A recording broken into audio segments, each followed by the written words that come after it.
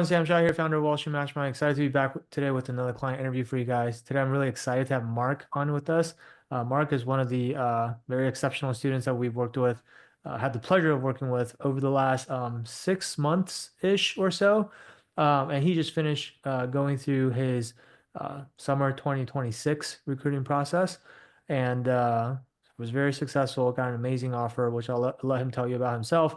But just wanted to get him to come on here and kind of talk about his journey a little bit, share his story, how he was able to overcome the various obstacles along the way, and ultimately get the offer that he was really happy with. So hopefully, what we share today will, give you some insights along the way, and hopefully, these insights will help you in your own processes as well. And with that said, Mark, first of all, thank you for taking the time to be here today. If you can help us out by just giving us a quick intro on yourself, who you are, where's your background, and then we'll kind of dive into some questions. Yeah, great to be here. Thank you for having me. So my name is Mark Mackley. I'm currently a sophomore at Tufts University. And so I'm from San Francisco, California, born and raised, and I knew kind of going to college and growing up in the Bay Area, I always really wanted to go back there. And so I really kind of targeted recruiting for San Francisco. Over here on Tufts, I'm on the rowing team, and so that's kind of takes up most of my life and my free time.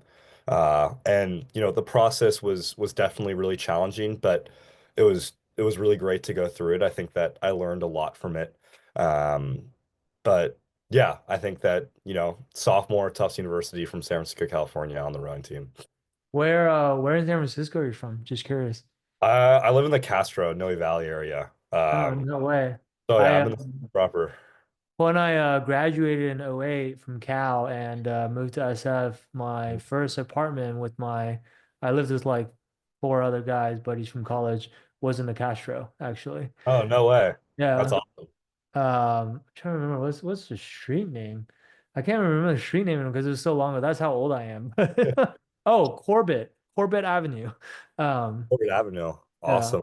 I don't think I've seen that street before. It's like such a big neighborhood, but I really love the city.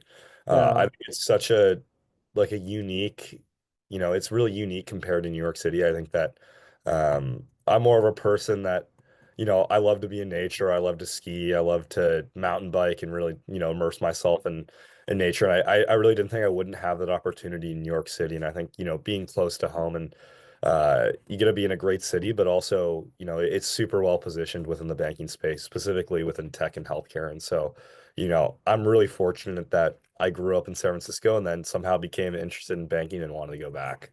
Yeah, for sure. I mean, I lived there from when I graduated in '08 and I did banking at SF too, so I know how that is. Oh, nice. And then I was there till like the end of 2021, really. So I was there for a long time, and yeah, lots of love for SF for sure. Um, so you mentioned you're going back to SF, I guess. People were always wondering, like, what was the offer that you got? Like, where are you headed, I guess? Yeah, so I'm going to JPMorgan on the healthcare team. I think that, throughout the recruiting process, you're always networking with people at a ton of different banks, but I really don't think I've met better people. Everyone I've met there is just great. It was really awesome to kind of, meet one person and be like, wow, they're really cool. And then as you meet more people, you kind of get the impression that everyone's, just as awesome as the last person. And so, Yeah. I'm super excited to go there. I'm not a biology major, I'm an international relations major, but I've always been really interested in healthcare. And so I'm really excited kind of where I'm going. And I really don't think it could have gone better. Yeah, that's awesome. When I was out there, I was in tech, but I know most offices have like a pretty lean healthcare team. Is that also the case at JP as well? Is their healthcare team pretty lean or I think it's bigger than some other offices. yeah, I think, SF offices tend to run pretty lean in general, so I would expect it to be smaller than New York City. yeah, But it's still, a little bit bigger than some of the offices in Menlo Park, or some of the other leaner groups at other banks. gotcha. That's great. What did it feel like when you got the offer? Oh, I was so excited. I honestly like started crying. I was like, it was so much like I was just so overcome with uh you know just relief and happiness. I think that within the process I was just so focused on, I'd wake up every day, I'd study all the technicals. I do all the questions. I was just working so hard and I was putting really all my energy into it. And so kind of seeing it pay off was really awesome. Yeah. Yeah, no, it was a great feeling for sure. Yeah, for sure. Tears of joy. Those are definitely the best ones. Yeah. Um, who were the first people you told? First, I was actually in the dining hall eating with my friends, and so they obviously they heard me get on the phone, and they saw me, kind of taking the call. So they immediately knew it was, my twin brother knew I was going through the whole process, and so he knew that if you got a phone call, it was either good or bad, really showing that it was going bad at all. So he kind of knew first, and then I called my parents after. But it was great. I mean, I didn't really have time to celebrate because I was super sick. I remember Yeah, doing the super day of, I was just like had a fever that morning and I was just really trying to rally through it. yeah. And I knew that, I had to pick myself up and walk in for the super day. But Wow. it all worked out when I got the call a couple hours later. That's awesome. And that's awesome that you get to go to school with your twin brother. What were your parents' reaction? Were they like expecting it pretty much, or were they surprised or Yeah, I mean they were super happy for me. They knew that like I was doing all this work. I mean, I was being almost to the point of being, an annoyance at home with how much I was, doing all this work during the day. And so they were really happy for me just that, I put all this work in and it paid off. yeah. Yeah. That's awesome. Yeah, I mean, definitely having the support of your family and understanding while you're going through the process is very important because you kind of aren't able to, participate as much in like the usual family stuff that you would participate in, and you just have to like lock yourself in a room and do the work, right? So, Yeah, exactly. um, that's awesome. So let's go back to like the beginning. So you joined like around end of July, early August, I think, between freshman and basically almost at the start of sophomore year, right?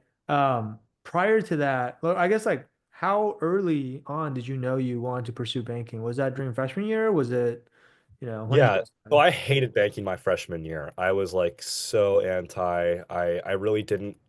I think I was anti just because I really didn't know what anything was about. All I heard was, Tufts is a really established banking club on campus, and it's, super selective to get in. And then once you get in, they really help you out a lot Yeah, as well. So, once I decided not, they do a freshman cohort, but you can also apply as a sophomore in your fall.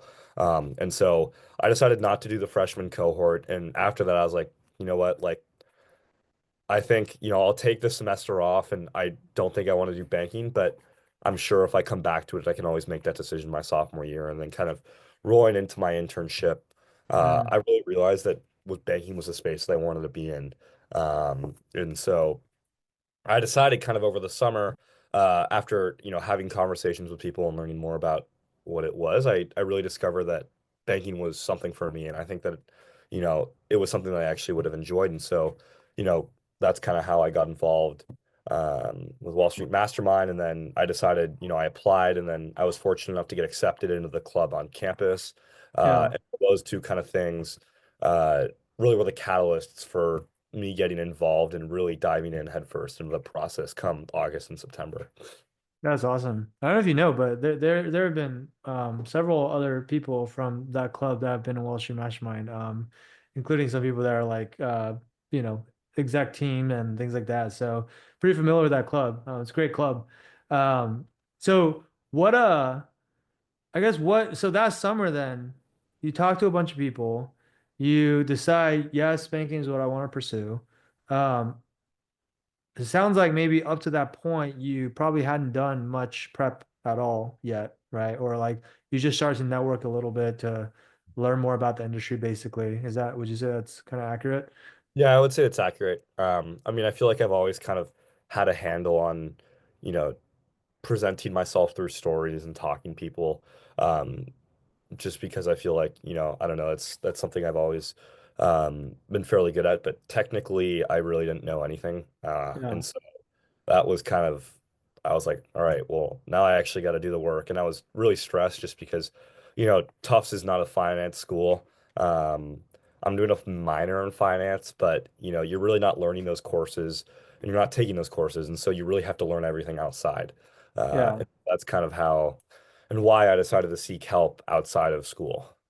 Yeah, that was gonna be my next question is like what made you want to join Wall Street Mastermind? So that makes sense.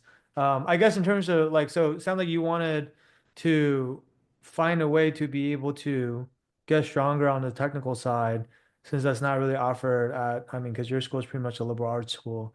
Mhm. Um, out of there's so many resources you could have used, I guess, like especially nowadays, I feel like it's so many different things everywhere. Like what made you decide to use Wall Street Mastermind as opposed to, I don't know, any other thing, I guess? Um, I would say that ultimately it seemed like it offered a solution where I would get the help that I needed. I think that, the coaching was something that was very appealing to me. Um, Obviously, the vast amount of people who have been successful before me was really appealing. And kind of getting that individualized process, I came in a position where I really didn't know anything and I left knowing a lot more. Mm, That's a combination of Wall Street Mastermind and the banking club on campus, but I think that um, I really came in with nothing. Like my resume, I look at my resume that I had when I applied for my summer internship, and it was like in a horrible format. It really didn't make it, it was kind of, it was a joke a little bit. And I left, and, it helped me, develop an actual resume. It helped me really formulate my ideas and come up with good stories. And it really kind of started, you could start from the ground and kind of get molded into a product or get molded into a person that's much more cohesive and synthesized. And I think that within Wall Street Mastermind, you're taking exceptionally talented people, but then you're turning them in to great candidates. And you know, while I thought that I'd potentially be a good candidate, it really Wall Street Mastermind helped me develop those skills to actually become that candidate and really kind of speak up for myself and market myself to all of these great banks. yeah. For sure. And I think, a lot of times, and I don't know if this is how you thought about it, but if not, then maybe even subconsciously. But I feel like a lot of times, because we work with a lot of student athletes like yourself, student athletes especially, truly like really understand the value of good coaching, right? Because you're constantly working coaches already athletically, and obviously a good coach can make a huge difference. And so it's not like as common yet, I would say, on like the career side, but I think it's becoming more and more common, which is, and to your point, you still got to have the talent, you still got to have the work ethic, and you still got to go out and earn it, and you got to execute when it's game time. But Mhm. like having someone who can, guide you, draw up the right game plan, practice with you, put in the reps, et cetera, et cetera. That does make a difference, especially when you're trying to compete at the highest level. I mean, like if you're just trying to play ball at the local YMCA or whatever, it doesn't really matter, right? But like if you're trying to do D1 or you're trying to go pro, which like, getting into banking is basically that's the big leagues for finance, where it's very competitive and most people don't get in, then having great coaching can be the difference maker, right? That's kind of like how I think about it. Would you 100%. agree with that? Yeah. Yeah. Um, I guess the other thing that I want to ask you too, is so you decided to join Wall Street Mastermind. Like, I assume you had to like, talk to your parents about it, right? And whether this was a good decision or not for you guys as family. And I don't know if they had to like support you with, doing this program or not. But like, what was that conversation like? Was it challenging to convince them? Because like, I mean, we see all types of students and parents, and sometimes it is, sometimes it isn't. Like, what was that experience for you? Yeah. So, my dad has been involved in finance. He never was an investment banker, but he kind of understood the whole landscape. And Mm, I remember having conversations with him about it, and he, you know, just wanted to be sure that this was something I really wanted to do. I mean, you're holding your hand in the fire, and it's a process that, once you commit, you can't really leave. mm, And it really kind of came from a place of understanding whether this was something I really wanted to do. And, you know, once that point was made clear, and once we had those conversations, like, look, listen, I really want to do this. And I think that ultimately, I think it's going to be really beneficial to end up in this career. I think that it came from a place of just being extremely supportive, and my parents have always really been super, super supportive of that, and Yeah. kind of whatever I've wanted to pursue. And so, I think they were on board once they realized that this was something that could really, pay off, and once they knew that I really wanted to, go through this whole process.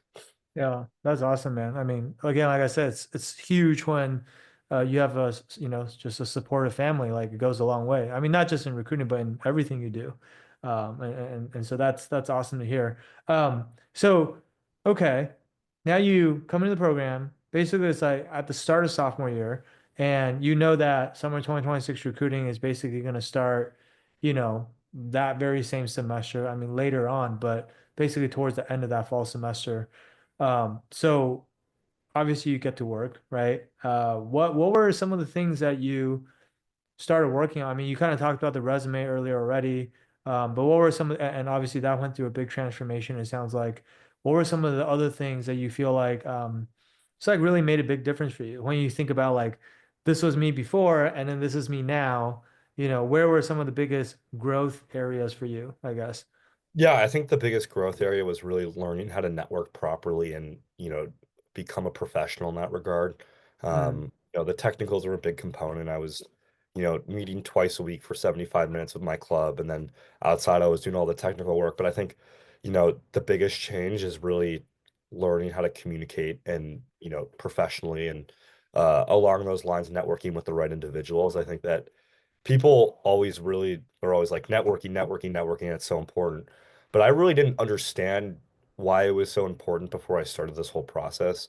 I didn't mm, understand what it meant. I was like, all right, well, everyone just says networking, but what does that look like from a micro process, and how do you ultimately develop those connections with, people that ultimately are still my mentors? Like I'm hopping on a call with um someone in a couple hours that, they're not at JPMorgan, they're at a different bank, but they're in the same fraternity that I'm in here, and they also went to Tufts, and he's now a mentor for me.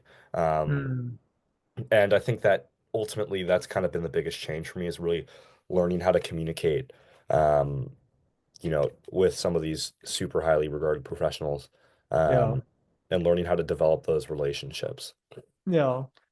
For sure. And I think I mean like how because a lot of people that are listening to this right now are probably where you were before where they keep hearing people like us talk about how important networking is and but it's like this vague and fuzzy thing and they don't really like truly understand it because they haven't done it.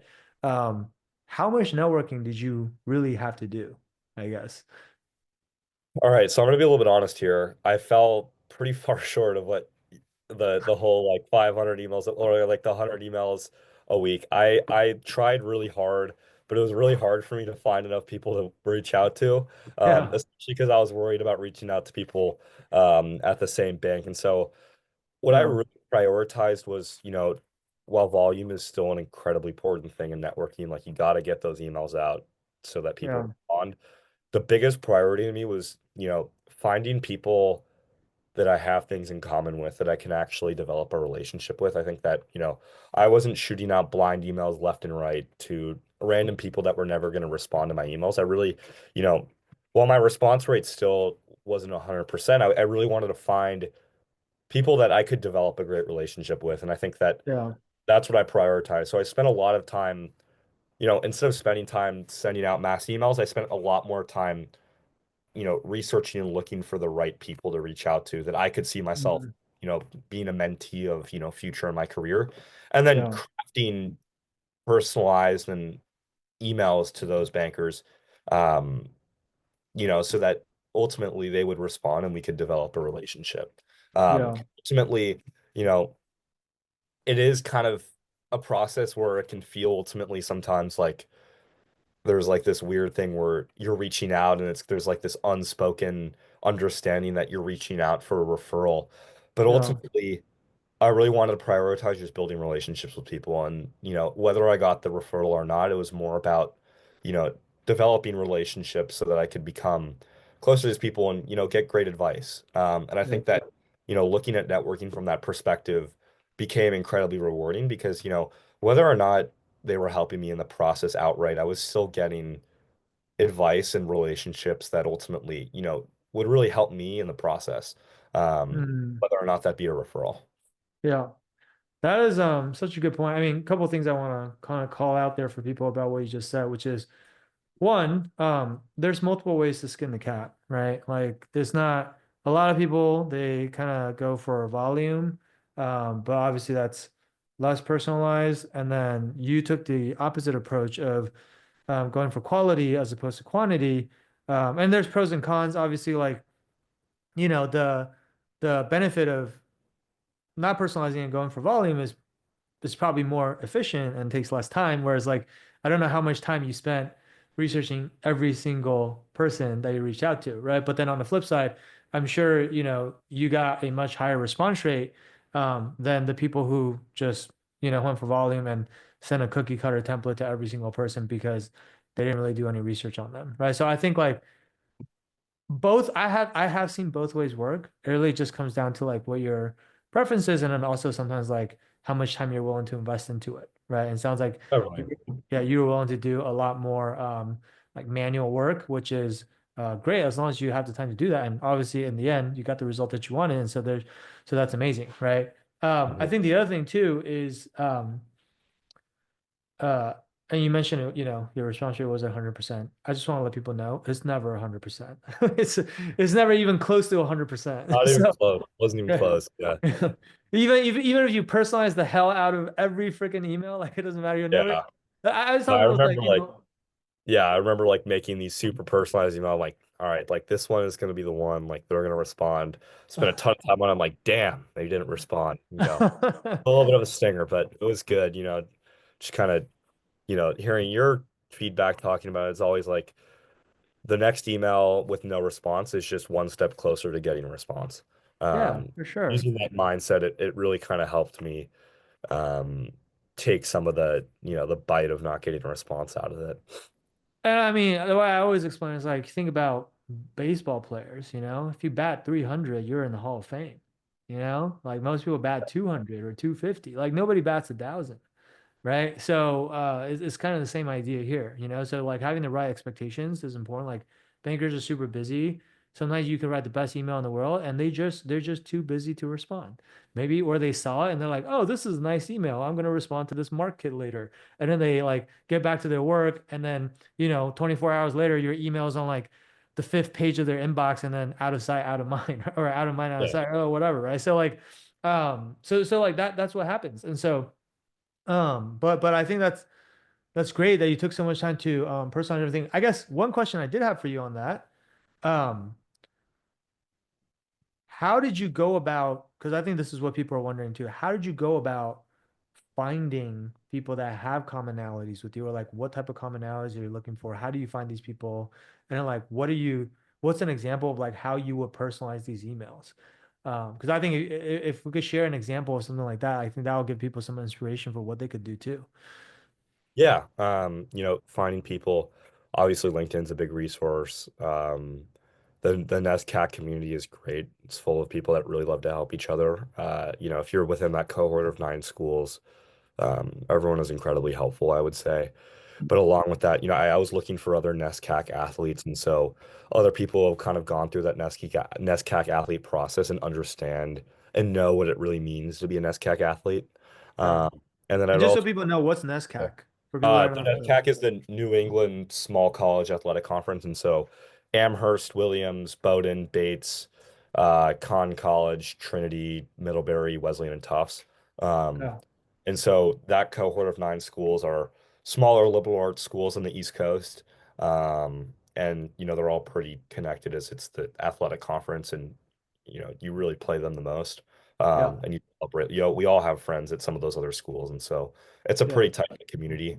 And so that's one facet. I would say another facet is, you know, I knew a lot of upperclassmen who had gone through the process, and I really um, asked them, who have you talked to who's like a Tufts alum that you found really helpful? Um, Mhm. and from there, I was able to develop some relationships as they kind of were able to introduce me to those people.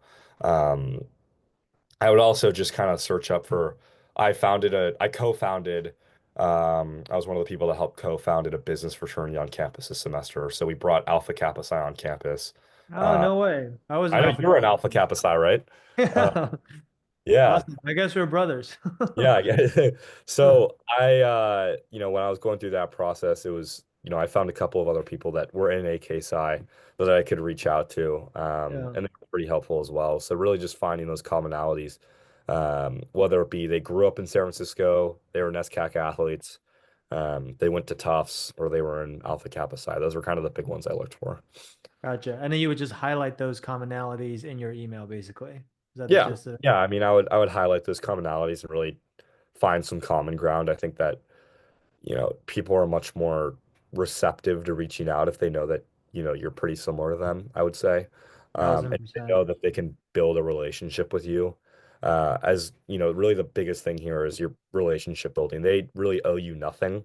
Yeah, They don't have to respond. They don't get anything out of it. But what they do get is, you could build a relationship and a friendship with someone. And yeah. so that's why they really look for that common ground. Yeah, I think that's so good. The nuggets that you just gave right there. I think so many students, they don't like what you're talking about is not hard, but Hmm. so many students Yeah. don't even they're just so rigid in the way they network. It's like, oh, yeah, reach out to the alumni from my school. And then sometimes they go to a school that doesn't have that many alumni, and then they're like, okay, well, I've already reached out to everyone, and now I'm out of contact. So I guess there's nothing more I can do. It's like, no, like the fact that you're reaching out to school alumni, like going to the same school is just one commonality that you have with other Yeah, people. there's like a handful. I can count on one finger how many, alumni from my school that I actually reached out to, that weren't already an athlete or another, someone else. Because oftentimes I didn't really have anything in common. We just went to the same school. Yeah. And, a lot of the times really, that doesn't mean you really have a lot of common ground. You just happen to go to the same school. And so, you know, finding that common ground was what was really helpful for me. Yeah, for sure. And also, like, to your point, like, if you're in a frat, whether it's a social frat, business frat, a lot of frats have, chapters across a bunch of different schools. You're not limited to just only reaching out to people from your chapter, right? You can also reach out to people from other chapters, right? Or, uh, like being an athlete, NESCAC, like that's not just your school, but it's 9 schools aggregated. And so if you get creative, there's so many different things you could do to just cast a wider net, which I feel like a lot of people aren't doing. So that's awesome that you did that. But I think the most important thing you said throughout that whole thing, is actually that it's your mentality around the entire networking process. You didn't treat it in like a super transactional way like most people, where they're just like, oh, I'm getting on this call, I'm trying to get a referral, and if I can't extract a referral, then this was a waste of my time, or they get disappointed, right? Like you're almost going in detached about the outcome, and more focused on getting to know this other person, showing a genuine interest in who they are and what their story is and how they got to where they are today. And actually, like, I think you used this word multiple times, but like building a relationship, right? Which is actually, if you really think about it, if you want someone who's a total stranger to help you, that is actually the way to do it.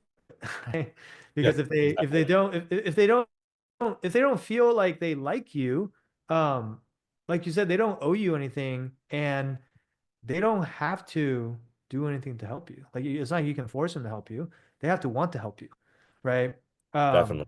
so there was I interviewed another Wall Street Mastermind student like a week or two ago, and he told me a story that was honestly pretty mind-boggling to me. But he was like, "Yeah, I was getting on calls with these like analysts at Evercore, and then like we would have like 90-minute conversations." And I was like, wow, that's crazy. Like, because bankers are super busy. Like, what are they talking to you for 90 minutes about?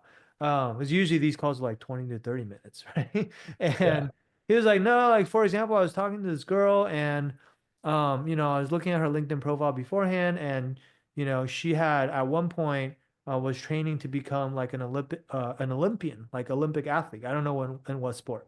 And so, he just asked her about that. He was just like, "Oh, I saw that you used to train for whatever sport it is, and you were trying to get to the Olympics. Like, what was that like? Or like, how was it doing that?" It's just like very simple question. Or it's just like, "Oh, actually no." Before he asked it, he was like, "Oh, I'm sure you get asked this all the time, but, and then he asked the question, and then the girl paused and thought about it and was like, actually, you're the first person who's ever asked me that. Out of like all the students that ever reached out to talk to me, like you're the first person that ever asked me that. And it's like the point of the story was like most people don't actually show genuine interest in the person they're talking to. It's like Exactly. it's Yeah, I remember like I reached out to a managing director at an elite boutique, and this was after I attended the open house, and he decided to get on a call just because, I was asking some questions on the open house, and then when we got on there, as soon as I, was running through my tell me about yourself and was like, in my free time, I really like to DJ, I like electronic music, and he was like, oh no way, like I go to all these big music festivals for electronic music, and I'm so into it. And it just turned into a 40-minute conversation about, the festivals that he's gone to and, his connection with the world of electronic music and DJing. And it's just something that you'd never expect. But once you talk about that, you really build a connection with that person. It's really rewarding to find people that, you know, are so senior but are still doing the same things that you're doing. So, another crazy story like that. for You sure. know like who you're really gonna meet and what their interests are gonna be. Yeah. So, for everyone out there that's like listening to this and you're just like, always asking the same cookie cutter list of 10 questions that you prepared beforehand, like, and it's questions that they've answered a million times before. Like, that's not going to be interesting or exciting for the other person that you're talking to. Right. And I always Definitely. tell all of our students, it's like, make it a conversation, not, don't make it an interrogation, make it a conversation. Right. So, Yeah. so anyway, that's awesome, man. I think tons of just good networking advice there that you just shared. The other thing you mentioned was, obviously you were also meeting twice a week for 75 minutes with your club. One thing I wanted to ask you, because I think a lot of people kind of think about Wall Street Mastermind and their school clubs as like this mutually exclusive thing, where it's like, oh, well, if I can get into my club, or if I can get accepted into my club, or if I'm already in this club, then I don't really need Wall Street Mastermind or vice versa. You having been in both, like, can you kind of talk about how that was for you and what did they each bring to the table for you? And, how was it like having both versus like, imagine if you only had one and not the other. Now that you've gone through both and you know what they're all about, like, what would that difference have been, I guess? Yeah, I think that ultimately it was great to have both, as that just meant more time to learn everything. I think, within the club you're meeting 75 minutes a week, but there's twice a week. There's so much information to cover, both about networking, behaviorals, technicals, that you can't cover all of that information in two 75-minute sessions a week. And so, we would get the knowledge, but it was really on us to actually learn everything. And I think Wall Street Mastermind really helped me ingrain those concepts and really go beyond just what I was hearing in the club and really solidify my base understanding. Mhm. I think that, you know, the club was great, and having people that were at my school going through the same process, that the board we have was, tremendous. The amount of mock interviews I did with them was truly outstanding. I think I did like two mock interviews a day for a month and a half. Wow. And so, that was great to have that. And at the same time, I had Wall Street Mastermind, which, really taught me how to network and really taught me how to build relationships and really, you know, polished me up and turned me into a good candidate. And I think that those two things hand in hand, Wall Street Mastermind really helped me build a foundation, and, go from someone who knew nothing about it, but wanted to do it, to someone who, wanted to do it, but also had the skills to actually do it. Um, and so, I would say those two things, it was really great to have both to help me go, and be successful. Yeah, for sure. And I think that's a great point. And what I always tell people is just like, look, you cannot underestimate just how competitive it is, right? Like I don't know a single person who has come out the other side like you have successfully, who then like in hindsight, when they're looking back at it, I don't know a single person who's like, oh yeah, I definitely had too much help. Like I could have used a little less help and it would have been fine. Like I never met a single like you literally cannot have too much help for a process like this. Like you getting an offer from JP Morgan. I don't even know if you know the statistic, but an exec, it was like the head of asset management at JPMorgan at some point last year came out and publicly said, they're like, we had, I want to say it was like 495,000 applicants for summer internships at JP Morgan as a firm as a whole. Okay. So this is not just investment banking, but all divisions, including front office, mid office, back office, but whatever. It's like 495,000 applicants um, for summer internships. And then they hired 4,000 people, which was like 0.8% of the applicant pool. Right. And that's including all teams. Now, of all of those divisions, obviously investment banking is the hardest one to get into. So I don't know what the investment banking specific acceptance rate was, but I'm just saying like those numbers are insane, right? And so like when you're trying to do something that's that hard, it's like the percentage of D1 athletes that make it into the NBA or the NFL. It's like around it's a little over 1% actually. That actually is higher.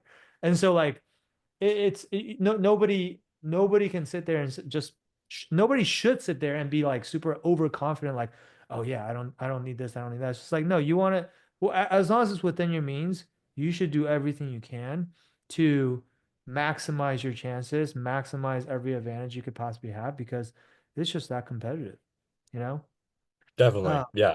And it was great to have the resources to, you know, lean back and seek support from people that were willing to help. Um, yeah, like Justin at Jefferies, he was so great and actually being a real banker to mock me. That was something that was, honestly probably one of the most helpful things that I got out of the program. And it's funny because it was only a couple of mocks, but really sitting in the position and having him, he's a healthcare banker. yeah. Um, he has the he has the energy of a banker. It was he really gave great feedback and it was really great to meet him and build that relationship with him. For sure. Justin's a great guy. And he's like actually one of my very first client. Like, I don't know first how many, but like he's like a true OG in Wall Street Mastermind, really. Oh, really? Yeah. Oh, He that's used sweet. to, yeah. That and you know a lot of our coaches used to be in the program themselves, and now they're working in the industry or whatever, right? So Yeah, it kind of comes full circle, and they love to give back to the program because they got so much out of it. But you make a great point too, which is, um, when our students ask for mock interviews, that's why we ask you guys to like fill out a form, tell us what you're interviewing for, because if you say you're going to interview for JP Morgan Healthcare, we want to try to match you up with someone who's a healthcare banker because the questions that they might ask in a healthcare interview could be completely different than what they ask in a tech interview, right? definitely. And so Yeah. that's also why we try to have like a very large and very well-rounded team of coaches because, um, we want to have people with all sorts of different backgrounds, industry groups, product groups, so on and so forth. And the level of feedback you can get from people who are actually already working in the industry or have been for a few years, a lot of times it's going to be more in depth than even what your upperclassmen can provide you, right?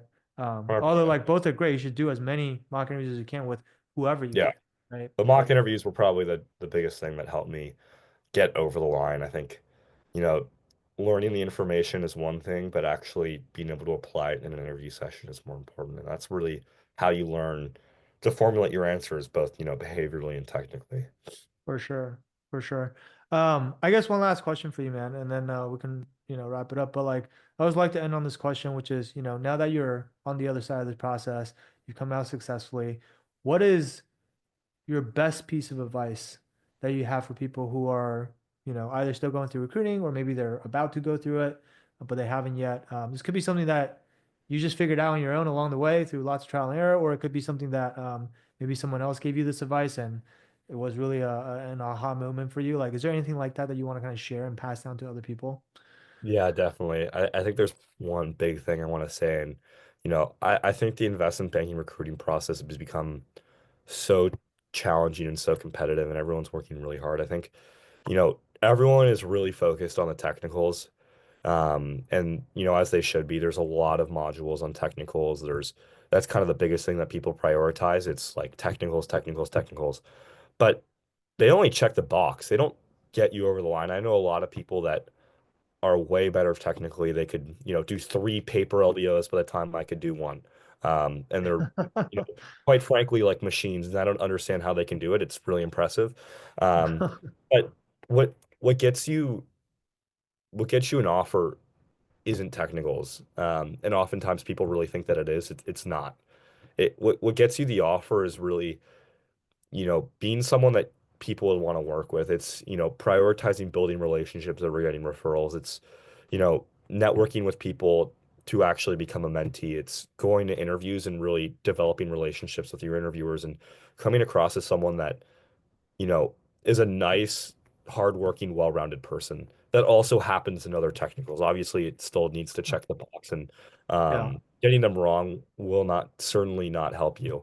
Um, but you know, I would say the biggest piece of advice I have is, you know, after saying all that is really, spend a lot of time working on behaviorals and coming, and just being a nice person. I think if, you put positive energy into the process and you come off as someone that's willing to learn, that's kind, that's curious, and that people would want to hang out with, I think that you're going to get good results.